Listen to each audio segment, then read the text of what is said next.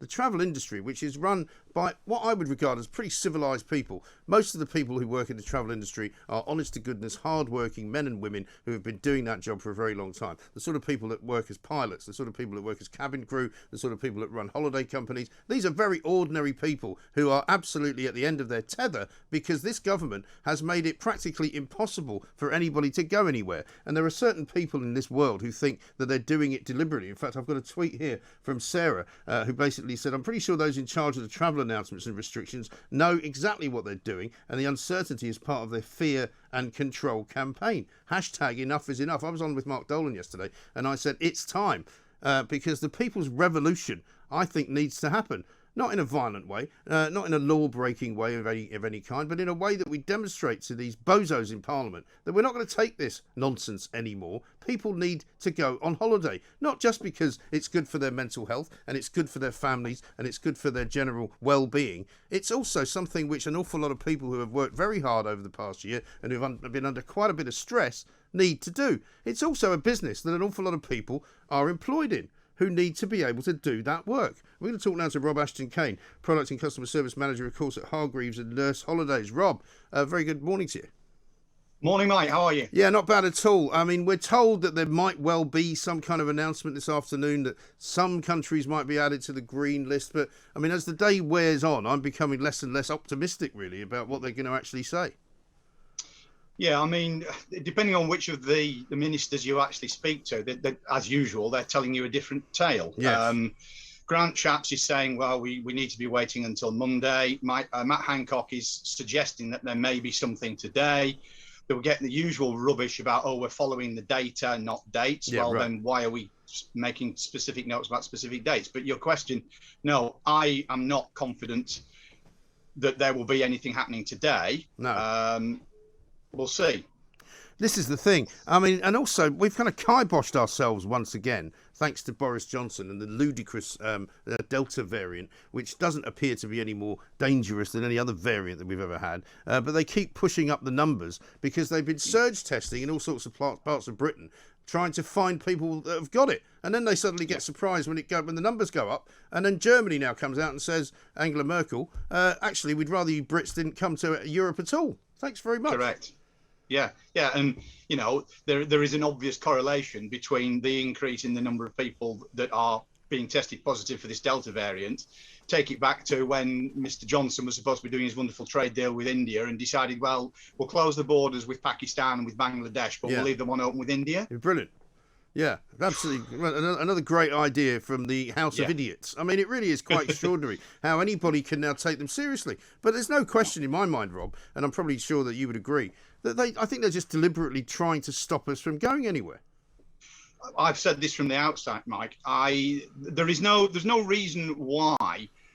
You look at the actual statistics, the data that they contend that they are looking at of pretty much every country in Europe is lower infection rate, higher vaccination rate now than the UK, getting towards the same numbers of percentage people vaccinated, lower number of hospital admissions, and practically no deaths allegedly due to COVID. So it's safer to be in Europe than it is to be in the UK. Yet you go on holiday, you dare to go on holiday to Europe, and you get treated like a pariah when you try and go back into your own country. It's ridiculous. Exactly right. How's it been since you and I spoke last a few weeks ago, Rob, in terms of where you are? You run a holiday company that sort of specialises in Mediterranean islands, don't you? Yeah. Actually, it took a huge turn for the worse last week when Italy said that anybody coming from the UK has to self-isolate for 5 days, because not only does that stop people from having the desire to book, knowing that they're going to waste 5 days on their holiday, but because we can no longer deliver the holiday experience that they have paid us to deliver, then we are obliged to refund them. Right. We can't, if they say, I want to cancel, they cancel. Yeah. But the problem is, if they've booked a package, they cancel, we may still have to pay the hotel, still have to pay the airfare. Right. So not only do we not get their money, we still have to pay out. That's outrageous, isn't it? And there's no protection for you for that? But I'm not even sure that Mr Shapps actually comprehends that. I can't see how he could understand that and actually treat us the way that he's treating the industry, knowing that people are actually, it's costing companies money to actually not send people on holiday. Yeah, it's absolutely, it's ridiculous. just crazy, isn't it? And I mean, it's now fairly open, the rest of Europe, to the rest of the European countries. And of course, you know, those who would like to do so blame it all on Brexit. It's got nothing to do with Brexit, but it's got everything to do with, I think, the badly managed government in this country actually making out that things here are worse than they actually are, because they're trying to convince us that they're worse than they actually are. Yeah.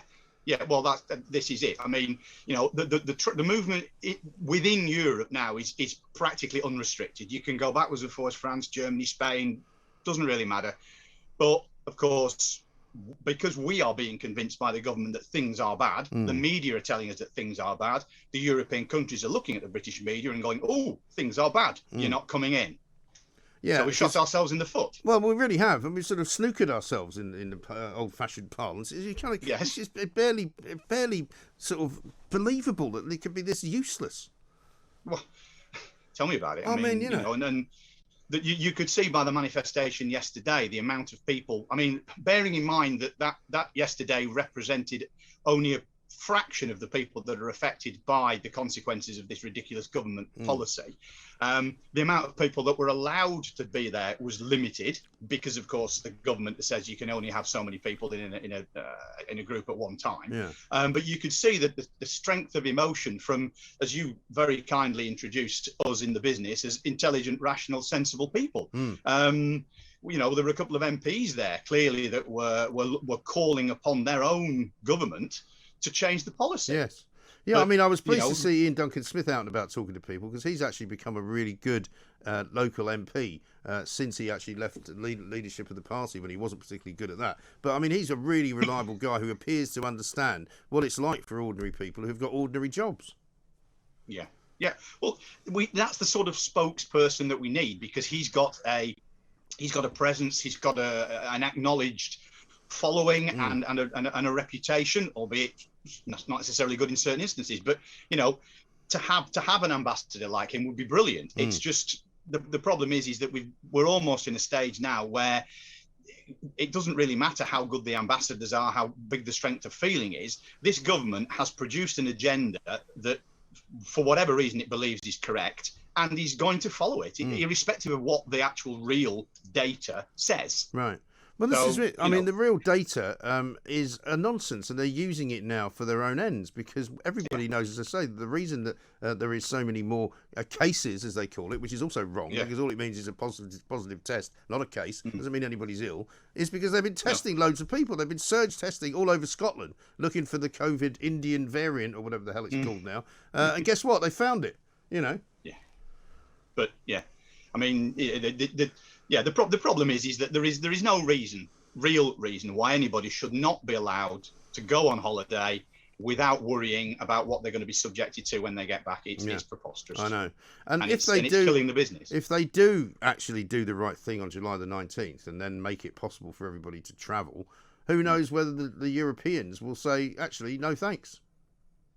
Well, we've also got the problem that, of course, as we mentioned before, that a lot of European countries are able to travel backwards and forwards between themselves. Yeah. So the Europeans are booking holidays. And the problem we're potentially going to have is that if, fingers crossed, when the Brits are allowed to go on holiday, is there going to be any availability left anyway? Or are there all the Germans and the Italians and the French and all the rest of it taking up the holiday accommodation? Yeah, I know. Absolutely. It's So not it just is. it's not But, just Matt Hancock that's effing useless, is it? They all are, I think, by the looks of it. They're all useless. I know, they really are. Rob, listen, I wish we had better news to bring you, but I haven't got any yet. But we'll hopefully get something later on that might make things a little bit easier, but it's not looking good. Rob Ashton Kane there talking from his island hideaway. I think he's on Sardinia, but he also does holidays in Corsica. He also does holidays in other Mediterranean islands as well. And the point is he says, all the places will be gone because the Europeans are going on holiday as much as you like, but we, because we have kiboshed ourselves, because Boris Johnson brilliantly has snookered himself into a corner because we've got so many cases of the coronavirus Delta variant that nobody wants us. Well done, Boris. I mean, what a complete and utter plank.